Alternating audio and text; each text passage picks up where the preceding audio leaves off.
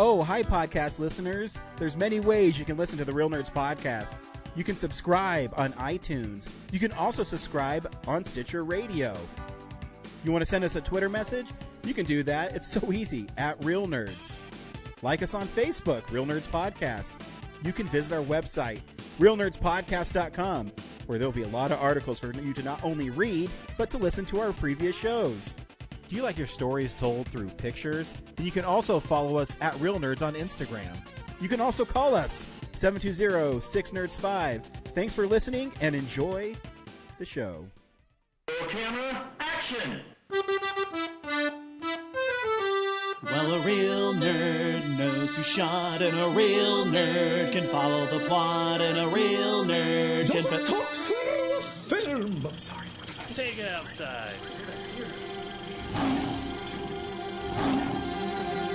Well, a real nerd knows who shot, and a real nerd can follow the plot, and a real nerd will give it all they got.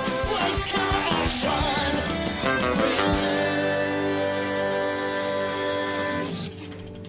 Hey, friends. Welcome to Real Nerds Podcast. We are the best movie podcast in the world. I am Ryan. I am joined by Brad. Hey. We are the OGs. We're like the, you know how NSYNC is getting back together? No, why do you know that? Dude, you don't know that? I don't know that. Why do you know that? Are you a closet NSYNC fan? Yeah, Bye Bye Bye, bro, is like my jam. That's them, right? I always confuse them and Backstreet Boys. That explains why every time we leave the movies, you're always like, bye, bye, bye, guys. So weird, but now it makes sense. Now it totally makes sense. No, the real reason I know that is because I subscribe to Hot Ones on YouTube, and they were all on it last week or the week before, and they were talking about, I don't know, they recorded a new song for the new Trolls movie that's coming out that I didn't know was coming out. So you didn't know? God, I think I've seen that trailer in front of every movie I've watched. Really? Oh, see, but you go to Regal a lot, don't you? Oh, yeah. I go to Alamo and they only show like 4 trailers, and I don't even know what the new Troll movie's about. Tell me, Brad, what's the new Troll movie about? Branch. I've never seen the Troll movies, but just from the trailer, this one troll, Branch, was in a boy band when he was a baby, and then he did something that broke up the band, and then he goes on and lives his life throughout, I guess, the other 3 Troll. I can't believe there's 3 other Troll movies. There's 3 of them? Yeah, there's like there's just Trolls, and then I think there's like Worlds Apart or World Tour, and then something else, Trolls 2 maybe. I don't know. All right. It's I'll take your word for it. But yeah, then they find out like one of the brothers comes back, and he's like, one of our other brothers is trapped in a piece of a glass cage or something, and the harmony of the brothers is the only thing that can break the glass to free him. And see, that's why it makes sense that NSYNC is in it, because they haven't been together for so long, and now they're all trolls in this troll movie that they're gonna sing. Yeah. I don't know. Sure. And it very much feels like you're hearing like actor voices for the Trolls, and then when they cut to the music, it's definitely like they got a band to do it to be them. So, well, good. Yeah, and then the girl troll finds out that she has a long lost sister, apparently. Oh no. Yeah. So everyone's finding long lost siblings. I mean, that's what we have to do, right? Did you know that a brother bond is the strongest bond that could ever exist? No. So suck on that, sister bonds and mother and father bonds. The brother bond is the strongest. Let's just exclude half of everybody. Yeah. It's like, oh, man, very specific on that one. Good for them. Yeah. We do see a new movie every week. It wasn't Trolls. This week we saw The Outlaw Johnny Black, which is from the guys who made Black Dynamite. Stay tuned where we'll recommend the film or not, play the trailer, and then talk about it with possible spoilers. We'll also talk about the big movie news of the week, and there's actually movie news that's really big that happened last night. and things we've watched throughout the week. It's what we do. This is our 602nd episode of Seeing a Movie, and we have more episodes you can listen to. Yeah. But 602 weeks of seeing a movie. And I'm better for it. I feel more, cultured now. I feel like we're probably the smartest individuals about movies in the world now because no one else has done that. Totally. I mean, not even close. Actually, I was thinking, even movie critics, they probably don't see movies every week. They probably have a vacation. Yeah, I don't know. I imagine they probably see multiple movies in a week. So, they're seeing 2 or 3 so they can write articles for them. And then, maybe they take a week off because they're all caught up or something because there's not enough movies out there for them to go. It's because they're wussies. They're not like us. You're like, uncle, like, I need a break from this. Yeah. I've been seeing movies for 84 years. I've seen everything that comes out. 4 times a week I go, and most of it's terrible. So I need to take a month off. Yeah, no, actually I didn't even, full disclosure, we saw the Outlaw Johnny Black, not this week, but last week. I haven't seen a movie this week, and I have like this emptiness in my life right now. Oh. So I'm going to try to sneak away sometime, maybe tomorrow. I'll go see one. I would have thought you'd at least see something, even if it wasn't required, but wow, you just didn't do it at all. I know. How do you do that? Dude, it's been tough. I told you before we started that I was in training for work all week, and it was 10 hours long each day, and I had to pick up my kid and, get him dinner and get him to school the next day. It's just, this kid's just like an anchor, just like dragging you down, just keeping you from the important things. Like, I know. And then my wife's friend got married, so I had to go to the wedding. Ugh. I know. They didn't have movies at the wedding? No. They thought I'd be happy with a free buffet of prime rib and vegetables. What is up with these weirdos? I know. How do you have a movie or a wedding without a movie for people to watch? Like, what are they going to pay attention to? You? Yeah. You getting married? Cool story, though. The wedding, so yeah, the dinner was really good. But for dessert, they had these like little mini bundt cakes. But that wasn't the best part. They actually had a popcorn machine that they made bags of popcorn, and they put those little Colonel seasonings things out so you could have seasoned popcorn. It was like fun. I was like, that's awesome. It's like, hey, Ryan, you need to get back to your table. Lay off me. I'm starving. I need more than nacho cheese popcorn, Dick. Save some for everyone else. Actually, oddly enough, there was a wedding at the Bug that I had to work, and they did like a film themed wedding. So, super cool. Like their playlist was, songs from soundtracks. Like they walked down the aisle to the Anakin and Padme theme from Attack of the Clones. Wow. The Godfather theme for some reason when they actually like did the rings and everything, and they had like that's actually kind of a cool idea for a wedding, though. Yeah, and obviously because at the Bug they had the theater screen, although they had a slideshow that they didn't actually end up using, so they didn't actually use the screen, but it was there. But hey, people in Colorado that like movies and you want a unique wedding experience, you can book the Bug Theater at 38th and Navajo. You should check it out. Yeah, definitely. It's a good event space for that. If you're looking for a very small, really intimate wedding. Idea.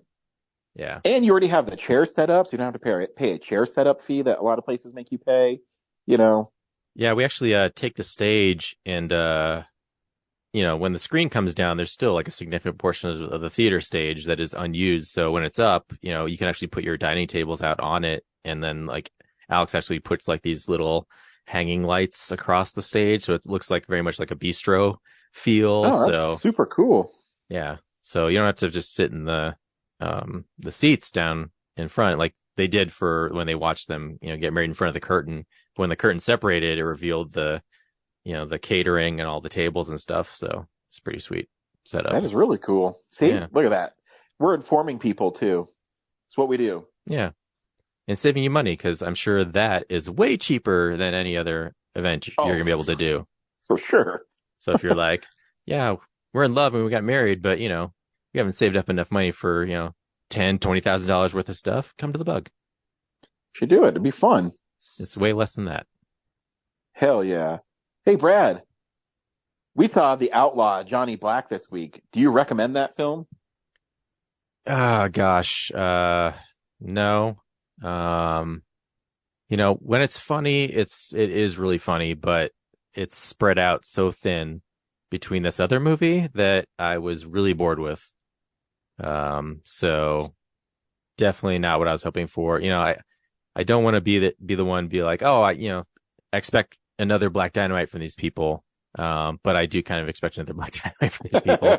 And, 2.5 hours for, what I thought was a comedy is just, with only maybe 20 minutes of comedy in it. It was rough to watch, rough to sit through. I'm really conflicted on this one. Because I do like Westerns and I really love Black Dynamite. But yeah, the comedy seemed like as an afterthought. And as I was watching it, and the comedy was happening, I kept on thinking about that bit that Patton Oswalt had where he talks about he rewrites for $100 million animated films. Yep. And they say, I just fell onto some pudding or whatever. And butterscotch. Yeah, butterscotch. And that's all I could think of when some of these really funny lines that they were funny were being said. You're right. They're like off screen. Like someone later on added like, oh yeah, we need something here. So they just threw voice off screen saying something hilarious. Yeah. And I read an interview with Michael J. White and he talked about why they did that. And I get it. But yeah, I'm really conflicted on it. I mean, I think I enjoyed it maybe a little more than you did, but I still was hoping for, I don't know, him shooting dynamite back at the bad guys or something. I don't know. Anyways, here's a trailer for The Outlaw Johnny Black.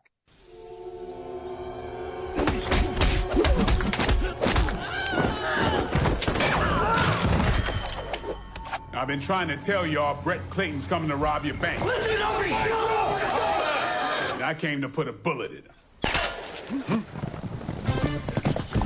My name is Johnny Black. I am no gentleman and I am no preacher. I thought I would join you for breakfast. Hallelujah. That man is not what he pretends to be. Didn't the Bible say to turn the other cheek? I don't know. I mean, probably. Yeah. I said stop. Stop me. But it also said you could hit a bully with a slingshot. And this here's mine. Don't crack shot, Bob. Well, now you just shot. I think ain't no preacher at all. False prophets rose among the people. You know this vile man, Reverend Fairman? Reverend Fairman? I'll be Reverend Fairman, and you'll be my deacon. Now, why in God's name would I agree to do something like that? There's oil been found on the property.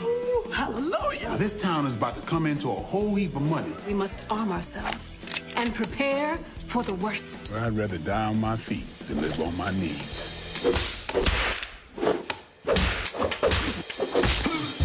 Let's go. I say a life worth living is a life worth defending. I was beginning to think I lost you to another woman. If you have unforgiveness in your heart, then you are shackled to your past. Put me down! Say, turn it loose. Turn it loose. Turn it loose!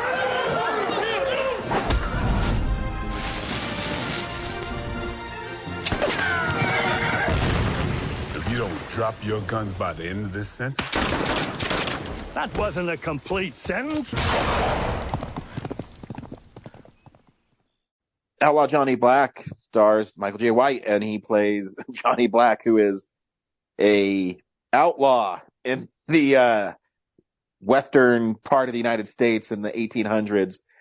And he is about to be executed for kung fu treachery, white woman looking at, like all these really funny, silly bits. And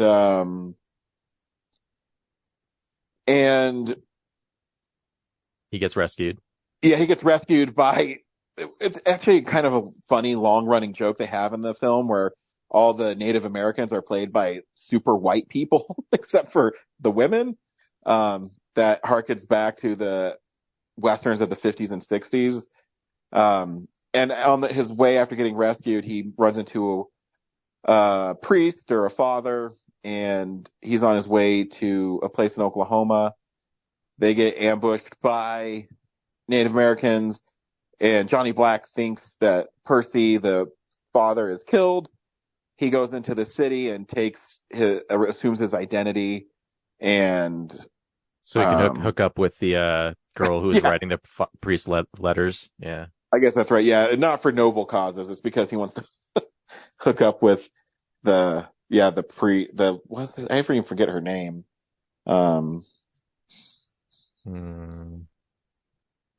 Because Bessie. Yeah, something like that. I can pull up IMDb. I don't have to be like that. Yeah, arrogant and it's Bessie and Jesse. I think it's Bessie's the one in the letters, and Jesse's the sister who's like actually trying to help the town. You are correct. So yeah, he gets there, and we find out that his father was not only like a parlor trick gunfighter, does tricks with them. He was also a pastor, and he was killed by Brett Clayton. Yeah, and the town is trying to be taken by some other guy named Tom Sheely, and the one sister who Outlaw Johnny Black falls for, Jessie Lee, is kind of a roadblock in the way. She won't sign over her land, and it leads to conflict with all of them. Yeah, Tom Sheely wants the town because there's oil. Yeah, to be had.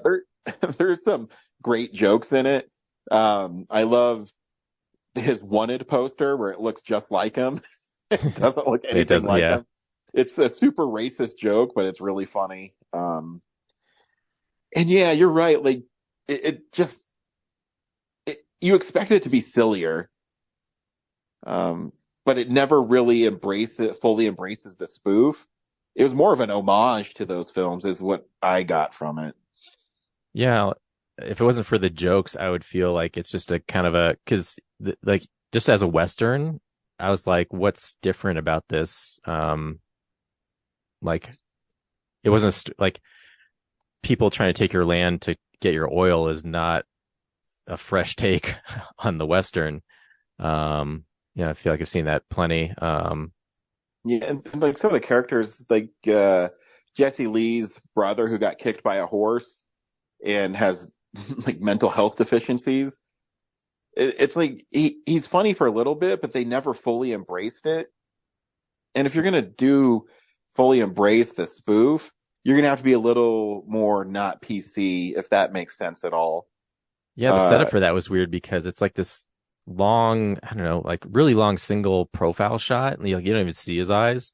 And then after, I don't know, like what feels like 5 minutes, he's doing this monologue, and then he turns to the camera, and you're like, oh, this guy's eyes are messed up. Yeah.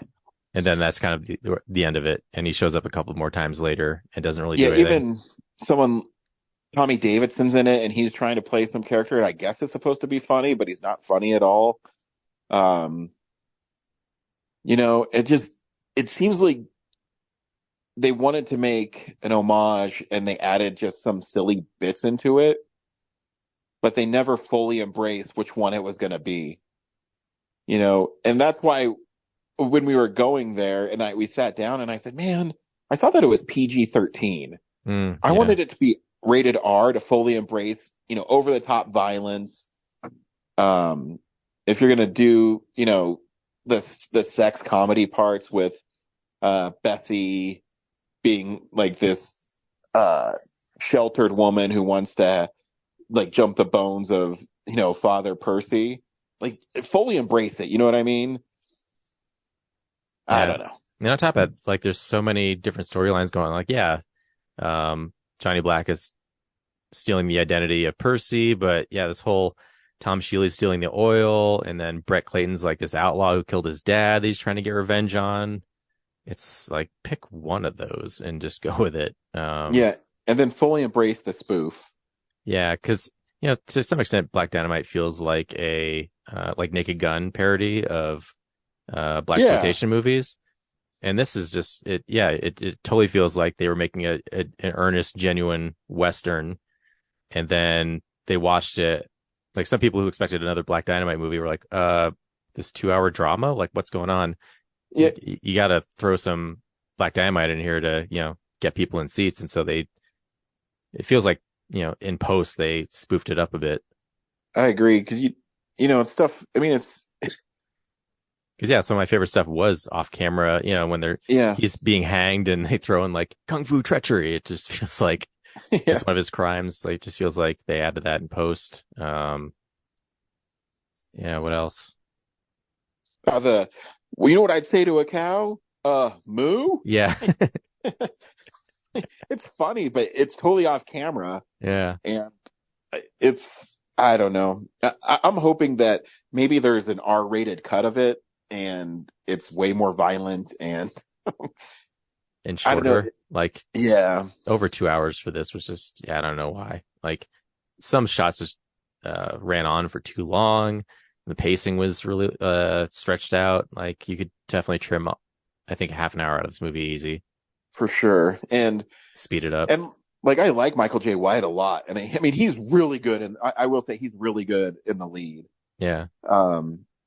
It's just, you're right. It's just too much fat and there's too much going on, and didn't fully embrace. Because even when Father Percy is talking to outlaw Johnny Black, and when he's in jail, that scene is awesome, where he's explaining about, I'm supposed to lose to this white guy, and then I decided I didn't want to. And it's basically telling his, story for why he became a pastor. I think it's awesome. But the rest of it just seems all like fluff. Yeah. There's too much of it breathes. Like, you could, like, if you just cut it a little faster, like, I think it would move better. And it just languishes a little too much in places.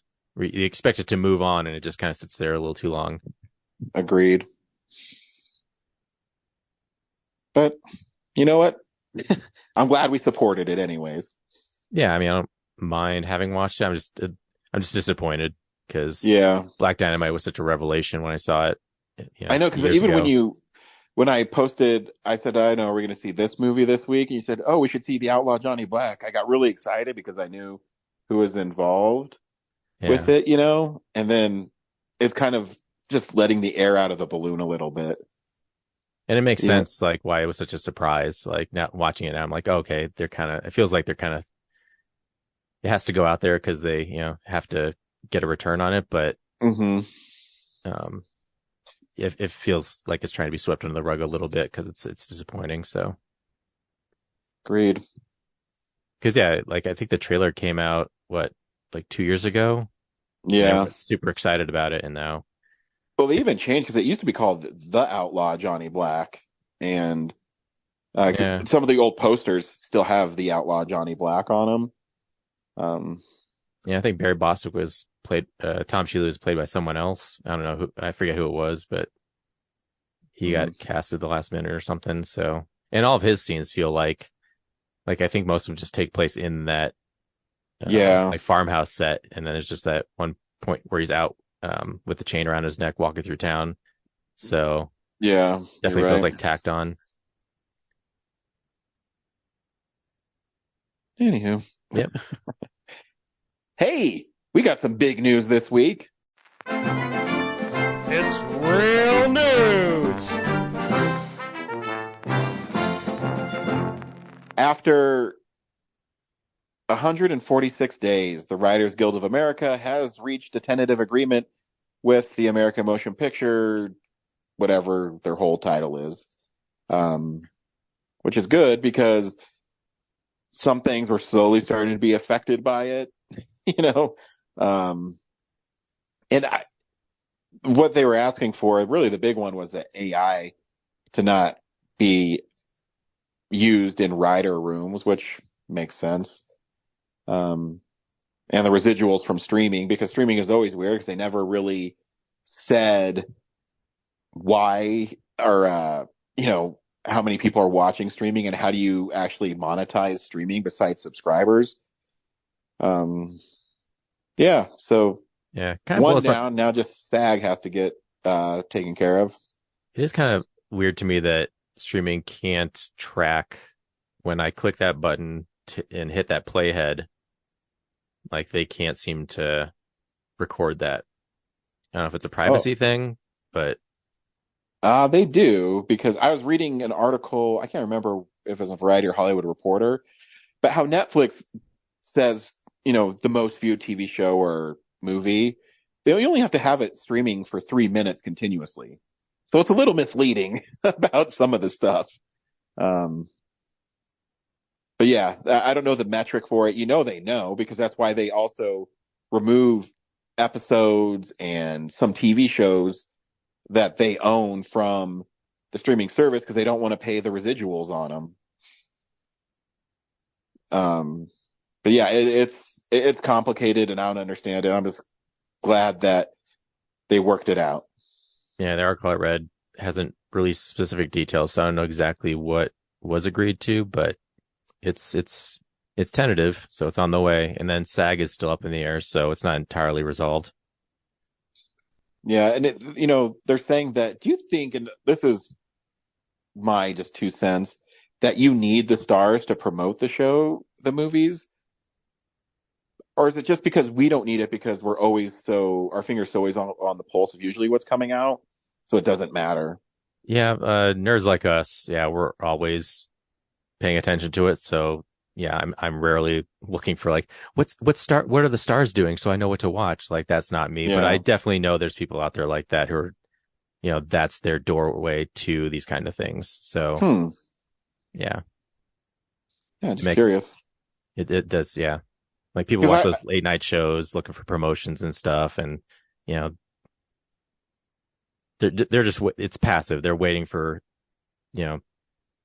advertising to hit them, whereas we're always digging in on our own. So yeah, I guess, I'd always be like, oh man, it'd be cool if they just put the Batman and the date it's coming out. I think would be cool. Hey, it worked in 89. Yeah, but they still had trailers though. That'd be the trailer. It literally just say the Batman. Yeah, and, October. Yeah, but the poster was just that symbol, and it said like June 19th or whatever. True. And people were, I think, like, did you ever see a poster with Jack Nicholson or Michael Keaton on it back then? No, it was definitely just a symbol. Yeah, and then you had that shitty trailer. Yeah. It didn't even have like sound design in it. It was just like a hard rough cut of stuff that they were putting together, which I think is pretty cool. Like, I feel like trailers are so similar now that they have a similar rhythm that they just become noise. Agreed. We watch films throughout the week in a segment I call What We've Been Watching. So, this is the stuff we've been watching. Brad, what'd you watch this week? So much stuff. So much. Let's see. What do I really want to talk about though? So I saw the IMAX Barbie for the extra footage real quick. And, it was fun. It's Did all you at the notice end. the extra footage? It's all at the end after the credits. So I don't know if it was $7 worth, but, it was still fun to watch. Like there's a lot of cutting room floor. I can't wait for the Blu-ray because it feels like there's gonna be a lot of cut footage because, everything in after the credits was snippets of these gags that just didn't make it in. So hopefully we get to see all that complete. And it felt very improv-y, like it wasn't written, but yeah. So that was good. I watched How to Blow Up a Pipeline. That's that climate change documentary, right? It's not a documentary. It's a narrative movie based on a book. But yeah, the Esquire has been doing weekly these movies you may have missed. And so I was like, well, like they only have 2 showings a day, so that was the one that was there, and yeah, it's fine. It wasn't particularly interesting, and smartly, it's not specific about how to do it. But yeah, like the characters are caricatures of everyone you think that would be in a group like that trying to do that. Yeah, I think the performances are good. Just I didn't find any of the people that interesting. They're pretty shallow takes on everybody. It's like they're all really obvious players in this. It's like the dad in any sports film. Yeah. There's a couple people who, they have a relative that was killed by big oil, and what they do. And, the rancher guy, like, they're building on my land. And there's like the one guy who's like a loner and he's good with explosives. Yeah. Anyway, so, cool. Yeah. And they present it like, it kind of starts out like, they succeed and then they kind of backtrack of like, well, how'd they get here? And they go like one by one into each person's backstory. Oh yeah, there's like a couple, who are, the bunch of nomads who just kind of wander into this thing. And, you find out that one of them has been caught for vandalism. And so the FBI is already onto their plan. And so it's a matter of like, will she crack or not? And, get everyone arrested or not. And then the other couple, you find out that like their whole plan was to get caught so they can send a message. And then protect everyone else. So I knew it. Yeah. But as far as like a low budget thing made on the cheap, it's not bad, but I didn't fall in love with any of the characters and their stories that much, Yeah. Whenever they argue or something, it just feels fake. No, that's or not fun. Like, man. oh, this scene is in here to explain this point about climate change specifically. It's like, could have been a little more nuanced with that. Thanks. Yeah, it doesn't help your argument. You're like, feels like you're reading a list of bullet points and disguising it as a character conversation scene. Yeah, and then I also caught Dumb Money yesterday. Oh, I want to see that one. Yeah, also not as fun as other movies from this group. Like I liked I, Tonya a lot and everything, but yeah, there wasn't just like, it didn't play out like in an interesting, creative way. So Dumb Money is about, for people listening, back a couple of years ago when, the GameStop stock rally hit and people were, doing this thing of trying to raise the, GameStop stock price. So which, ruin the aspirations of these short investors shorting the stock, which is awesome. But, yeah, this movie is about Keith Gill, the guy who's, I forget he has like 2 internet handles, but he has like this YouTube show telling people like what stocks he likes. And so, America picked up on it and it grew and grew and it, eventually put this, investment capital, what is it? I can't believe they said it so many times. I forget what kind of, there's a specific term for their kind of capital business. Damn it. It's not vulture. Oh, hedge fund. This hedge fund guy, eventually it bankrupts them, puts them out of business, but, he's friends with this other guy, Ken, at, what was it? Something Citadel. And all that guy had to do was be like, dude, I'm ruined. He's like, buddy, I got you, and saved his ass. The hedge fund went out of business, but he was taken care of. And, Robinhood, the company that, all the working guys were making their trades on, just turned off the button to buy stocks at some point, so people couldn't do it anymore, which was illegal. And so, yeah, I remember that. It's like a big thing. Yeah, and so a lot of people, like the whole thing was like for a lot of these people, I'm going to buy this stupid stock that, GameStop's not not a business that's in great shape, but, if it ruins these hedge fund guys, great. So little guys were buying stuff and, they made a modest like a lot of the characters in the movie, they'd show like where they started and where they ended up doing this. And, but like once that happened, and then also like the place where Keith Gill was posting his recommendations to, blocked. It's like Wall Street Bets on Reddit. The page got blocked because a lot of people that frequented it, posted racist images and used derogatory commentary for things, meme culture, right? Yeah, of course, what everybody does because they're assholes. Yeah, so that got flagged, and so he couldn't post his recommendations, so people weren't sure if he was, he's the person who's doing the best on it, so everyone was following him, and now, there's this waiting game of like, when is Keith going to sell?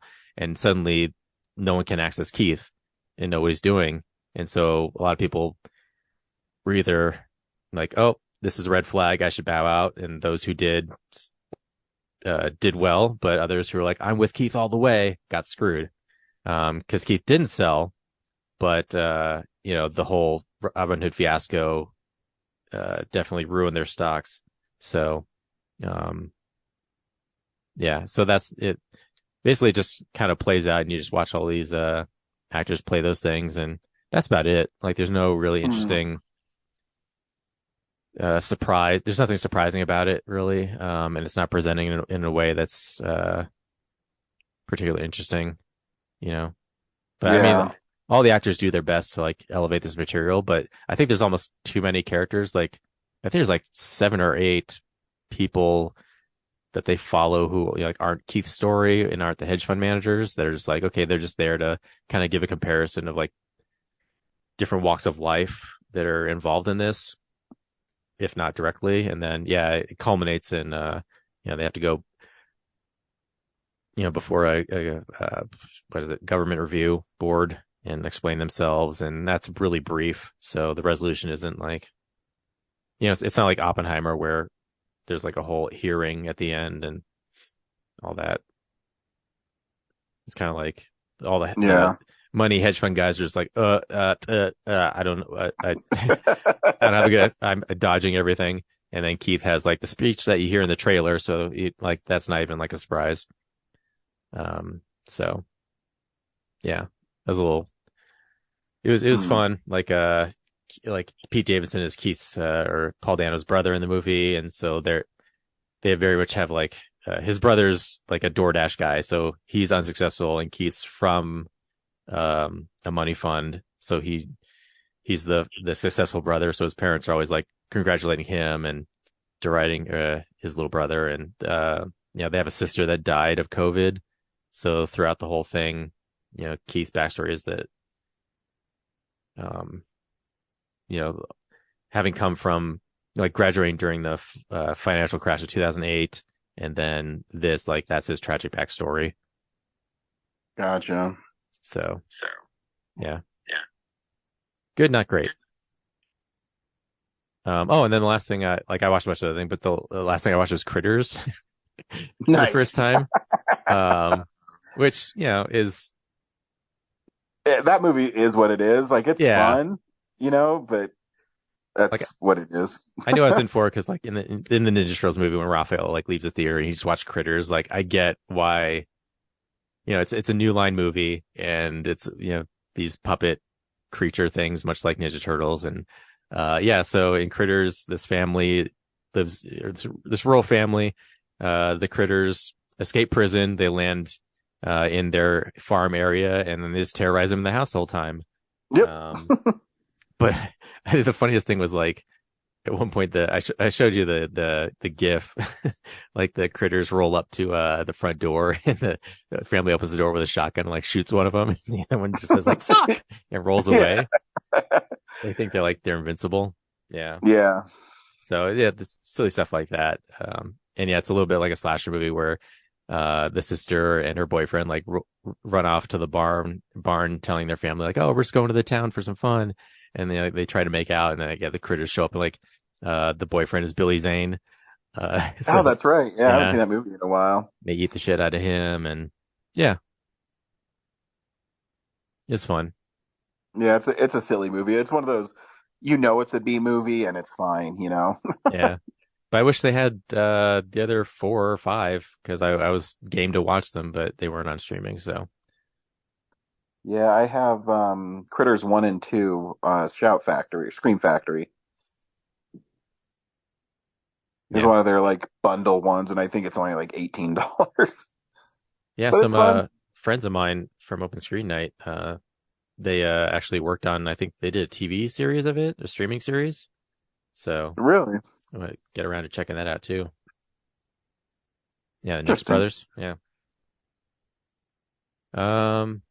Yeah, that's what I watched. I've started doing the horror stuff, even though I said I wasn't going to. So I know. I was gonna say, don't be a dead fuck, okay? I was just exhausted. I see so many more movies. I get it, but you should do what I do. I just do movie randomizer, and it tells me what to watch. And even the hard thing with the movie randomizer though is you got to watch it, even if it's something you don't want to watch. You watch it because sometimes you have fun with it. Yeah. Uh, My randomizer is just like Max recommends this next, and it's in the same genre. So hey, there you go. I'm not going to talk about it, but I watched Dracula 2000, Dracula Ascension, Dracula 3 Legacy. Nice. Because of it. No, not nice. Nice, bro. Way to enjoy your. Yeah. Oh, and also the Alamo Draft House, they had like a secret screening thing. So I was like, oh, I can finally catch one of these. It's going to be awesome. And it was totally a horror movie that I watched last year that sucks. Yeah, that sucks. Black Roses. Yeah. Was that their like their heavy metal one that they were talking about? Yeah. Bummer. So, yeah. Cool. In some ways it's fun, but otherwise it's just like, oh God, I've seen this. I can't believe I just paid to go to the Alamo to watch this. Yeah. Anyway, sorry, I keep cutting you off. No, that's fine. And so it's okay sometimes we just get disappointed. I lied at the top of the show. I said I hadn't gone to the theater, and I totally forgot. And I think this might say a lot about son the of movie. A bitch. Yeah. I saw The Nun 2. Or is it The Nun, the second chapter? I can't decide yet. The title says The Nun 2, but I've also seen it as Chapter 2. Anyways, I always laugh when I watch these movies because they take place in the Conjuring universe, and the Conjuring universe, even though it's fantastical and supernatural, seems to be grounded in some form of reality, if that makes sense. But the Nun movies are basically, fuck it. We're just gonna make it so supernatural and so unrealistic that it doesn't matter. It builds a lot on how the nun looks, and because look at the scary looking woman. Yeah, it is. Yeah, it's very. I mean, I don't know if iconic is a right word, but it's definitely a well-known horror entity now. So I guess you can say iconic. Anyways, this movie takes place, is it 5 years after the first one, I think? And the opening is actually pretty great. It's this little boy who is an altar boy is in this church. At night, he hears like someone like oogie boogie downstairs, and he runs upstairs and he tells the father about it. And then the father is what's it called when you like spontaneous combustion, when you instantly burst into flames? Spontaneous combustion. Yeah, I guess that's called. Yeah.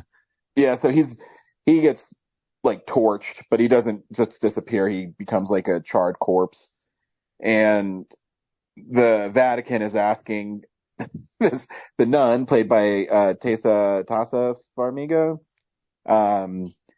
to go investigate because she survived the last time the nun approached. And like, shouldn't they send, I don't know, I don't care who the exorcist is, or like someone who's going to go there and, fuck shit up. But no, they sent some like nun. The alpha exorcist.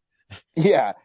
They use an actual, but no, the Vatican sending these nuns who just help children learn and read and stuff. I'm like, why is she going?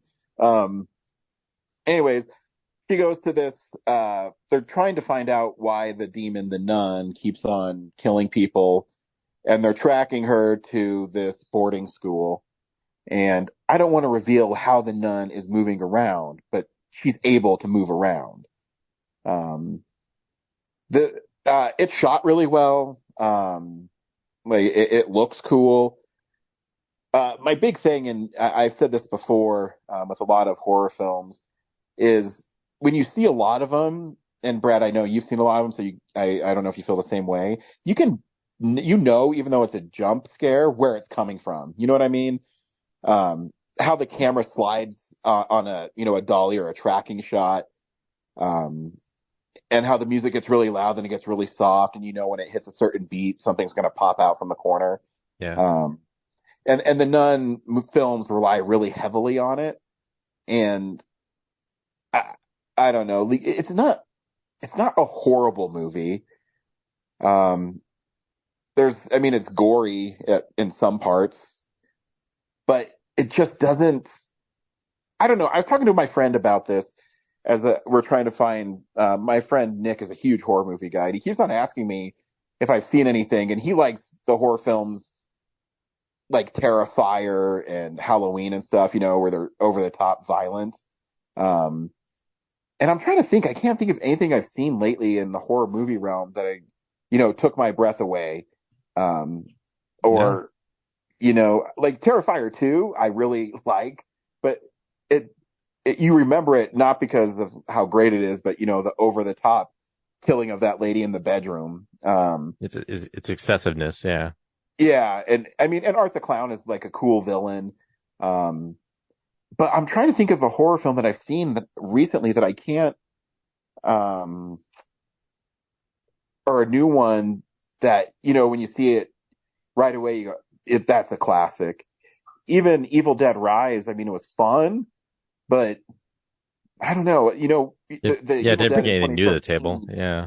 Yeah. Evil Dead 2013, at least it rained blood and it had that like cool ending scene. And, the moment you talk about slicing the tongue with the knife but I couldn't think of anything. And yeah, that's where I'm kind of at. And I was hoping that, October would bring some of these around, but haven't seen any yet. Yeah. Maybe Saw 10. Maybe. I doubt it. Hey, Brad, perfect segue. Next week, our film of the week is Saw 10. What? Or is it Saw X?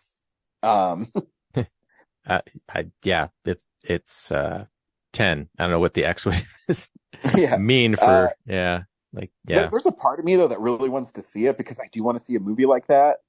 It feels like it's been a long time. Yeah, but the past couple Saw movies have been not impressive. So yeah, I'm not excited. I'm not holding my breath. But I'm hoping it. A part of me does feel like it could be a return, but yeah, can't be sure. We'll find out this week. Well, it's always fun when John Kramer, Tobin Bell, who plays him. When he's not in them, you feel it, if that makes sense. Yeah, and I understand. I'm sure they didn't realize that this film was going to spawn like it did, or the franchise. But killing him in the third one, I think, was a big misstep. Yeah. It's funny too, because I never really thought of him as like an iconic killer. Like it was always about the traps and stuff. So now making it like, oh, this whole thing has been the story of this cancer-ridden guy getting revenge. Like that just feels like it's come together like over time. Sure. Yeah. We'll see. I don't know. I'm going to Telluride Horror Show, so I'm hoping that I'll see something there that will. Usually, I see one movie there that I say, okay, this one is cool. Yeah. So I'm hoping. Yeah, I think horror in general, like I'm pretty bored with it. I think if you've like the big budget stuff, it's so formulaic, and I feel like a lot of them just kind of like, oh, we could just recreate these same things and then like deliver the same experience. Because I feel like most people aren't looking for anything new; they just want to see something gory or like get a jump scare out of something. Whereas I think if you're going to the festival, like you'll see some indie thing where people maybe tried, to do something new. Yeah, and that's also because but also there's like in the indie realm there are like fan film stuffers like, yeah, we just want to recreate all the cool stuff we've seen and do it ourselves. Our way, but it actually isn't pushing the envelope at all. So yeah, I bought the last time Laura and I went was 4 years ago, I think 3 or 4 years ago, and I bought 2 of the movies when they eventually came out on Blu-ray.